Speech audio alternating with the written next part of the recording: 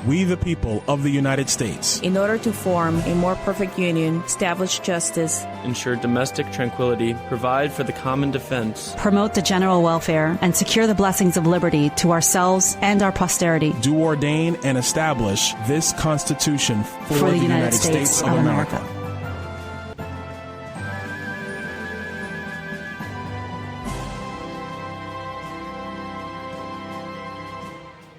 Benjamin Franklin, at the conclusion of the 1787 Constitutional Convention, was asked what type of government the Constitution created. Franklin famously replied, "A republic, if you can keep it." The U.S. is a constitutional republic, not a democracy. No American founding document, not the Declaration of Independence, the Articles of Confederation, or the Constitution mentioned democracy. This is because democracy was viewed by America's founders as dangerous to the rights of minorities.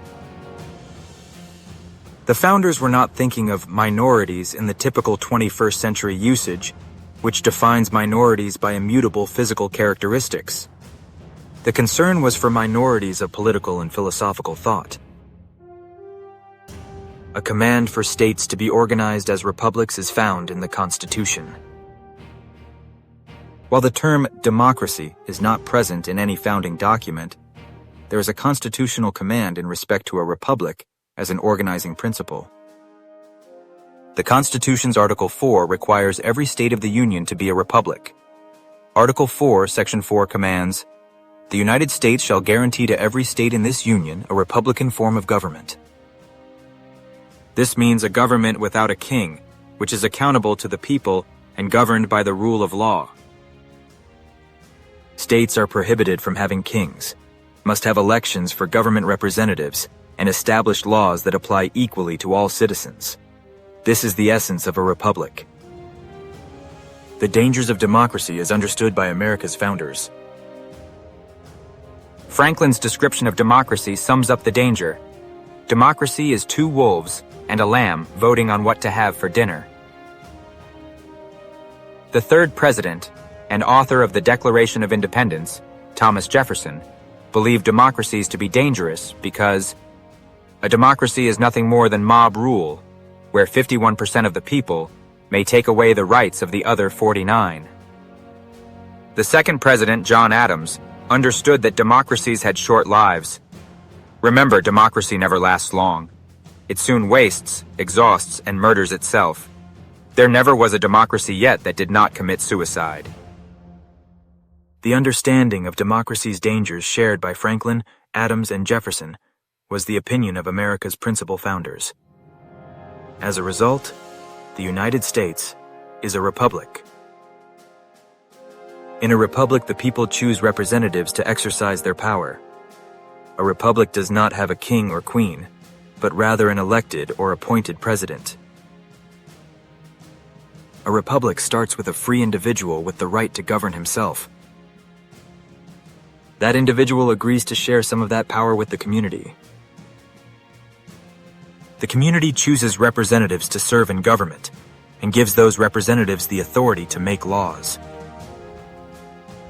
That authority is limited to make laws only about those subjects that the community has identified and specifically delegated to the government. The elements of a republic are these. 1. A representative government. 2. A written constitution, and 3. The rule of law, which requires that no one be above the law, that the law has been defined before a controversy exists, and that the rights of minorities are protected. The source of authority in a republic is the people as a whole, and the people as a whole ratify, or agree to, a constitution before it becomes effective. Here are the essential differences between a pure democracy and a republic. In a democracy, citizens exercise power directly. In a pure democracy, 50% of the group plus one more citizen determine the laws. This type of government is often called a mob-ocracy. In a democracy, minorities have only those privileges granted by the good graces of the majority. Franklin's analogy of two wolves and a lamb voting on dinner brilliantly describes the dangers. In its pure form, Democracy is simply majority rule. All citizens get together to decide every issue of government. Decisions made by 50% plus one of those participating are binding on everyone. Pure democracy is referred to as mob-ocracy because decisions are made by a majority of a mob and enforced on everyone. The Constitution's Article 4, Section 4, requires each state to establish a republican form of government. The Article 4, Section 4 requirement of a republican form of government for the states is known as the Guarantee Clause. This clause requires state governments to have representatives and not be a direct democracy. To be part of the Union, a state must have a representative republican government. Following the Civil War, Congress delayed readmission of many Confederate states. Congress refused to seat representatives and senators of states that limited voting by newly freed black males. These tactics resulted in unrepresentative state governments that were not Republican.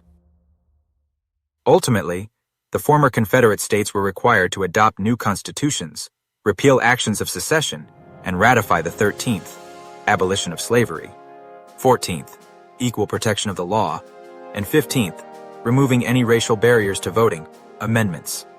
Congress relied upon the Guarantee Clause in imposing these requirements.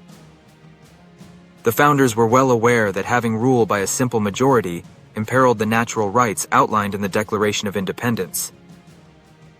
They constructed a system designed to be ultimately responsible to the people, but included layers that required a consensus be built that included the input of minorities before action could be taken. The founders chose a republic, not a democracy.